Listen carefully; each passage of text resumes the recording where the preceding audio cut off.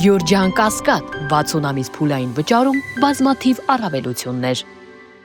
Ինչու է Հայաստանում կալանքը շարունակում լայնորեն կիրառվել որպես կանխարգելիչ միջոց, նույնիսկ այն դեպքերում, երբ այլընտրանքային խափանման միջոցներ հնարավոր է կիրառվել։ Եվ խոսքը միայն քաղաքական դեմքերի մասին չէ, այլ առհասարակ քաղաքացիների մասին։ Եվ ուսումնասիրելով տարբեր դեպքեր, նկատել ենք, որ լինում են դեպքեր, երբ օրինակ երիտասարդ մարդկանց ստանում են կալանքի, հետո մի քանի ամիս անց պարզվում է, որ տվյալ մարդը անմեղ է ու ազատ են արձակում, բայց այդ ամիսների ընթացքում եւ այդ տվյալ անձը եւ իր ընտանիքի անդամները վնասներ են կրում հոգեբանական առումով եւ ոչ միայն։ Ով է պատասխան տալու այս մարդկանց առաջ եւ նրանց հոգեբանական վիճակի եւ առհասարական նրանց առջեւ ով է պատասխան տալու։ Ես իմ խոսքում նշեցի, որ մենք դրական ցուցանիշ ունենք այս պահին կալանքների մասով եւ կալանքների դեպքերը նվազել են։ Ես պատասխանեմ, եթե կարելի է։ Կալանքների դեպքերը հստակ նվազել են եւ ավելի քիչ են այն դեպքերից, երբ անձինք դատապարտված են։ Ես ձեր բոլոր հարցերին կանդրադառնամ։ Հաջորդ կարևոր ցուցանիշը, որի մասին ցուցանիշը չէ, թվական տվյալը, որի մասին ես չխոսեցի, վերաբերում է տնային կալանքներին եւ վարչական հսկողությանը։ Սրանք եւս խափանման միջոցներ են, բայց այլընտրանքային խափանման միջոցներ են, այլընտրանք են հանդիսանում կալանքի։ Այս պահի դրությամբ, որպեսզի տարանկալում չստեղծենք ձեր բարձրացրած հարցադրման քաղաքացիների մոտ, ես պետք է նշեմ, որ 907 տնային կալանքում գտնվող անձ ունենք, 1143 վարչական հսկողության ներքո գտնվող անձ ունենք եւ չեմ կարող նշել, թե քանի անձ ունենք, որոնց նկատմամբ կիրառված է չհեռանալու, երկրից չբացակայելու արգելք եւ չեմ կարող նշել թվական տվյալներ, որոնց անձանց նկատմամբ կիրառված է գրավ խափանման միջոցը եւ խոսքը հազարավոր, տասնյակ հազարավոր դեպքերի մասին է։ Այսինքն, եթե հարցադրումը տրվում է այնպես, որ կան այլընտրանքային խափանման միջոցներ, որոնք չեն նշանակում եւ կալանքն է հաճախ կիրառվում, դա բացարձակ չի համապատասխանում այն իրականությանը, որ մենք այսօր ունենք եւ մենք պետք է շատ անկեղծ խոսենք։ Այսօր մենք ունենք ընդհանրապես 1406 կալանավոր, որոնք պահվում են քրեակատարական հիմնարկներում։ Իհարկե այս թիվը կրկին մեծ է, մենք խնդիր ունենք այս թվական տվյալի նվազեցման։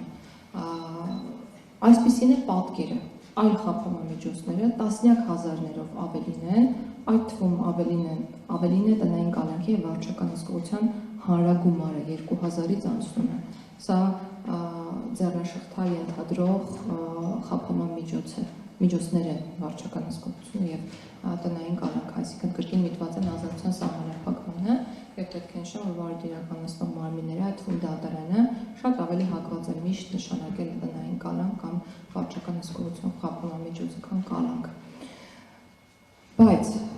այս խնդիրը կալանքների քանակի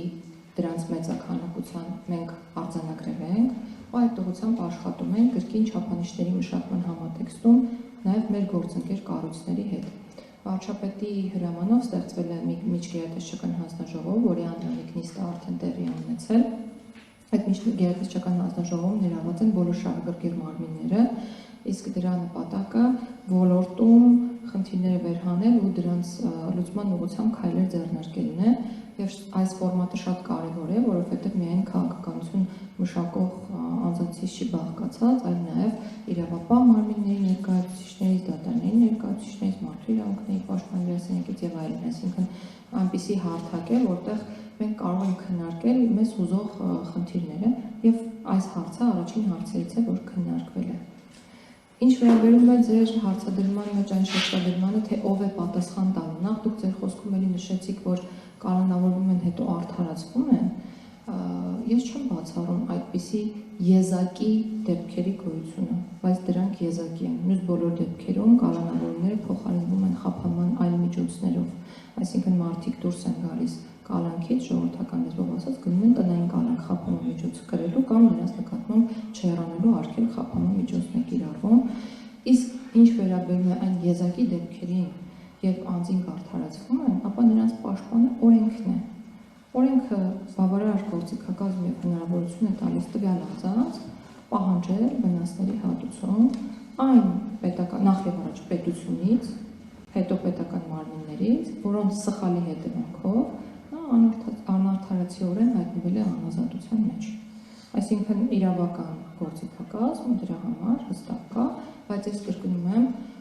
պետք չէ այնպես մատուցել, որ մշտապես նման դեպքերի ենք մենք բախվում, այդ դեպքերը շատ են եւ ոչինչ ես խոսում եմ խիստ բացառիկ եւ այո հնարավոր դեպքերի մասին, երբ անձինք կարող են արդարացվել։ Դա այդպիսին է process-ը, այո դատարանը վերջնարդյունքում կարող է գտնել, որ անձի առարկում օրինակ հանցակազմը բացակայում է, որովհետեւ առանձնացվում է ներքին համոզմունք եւ օրենքով։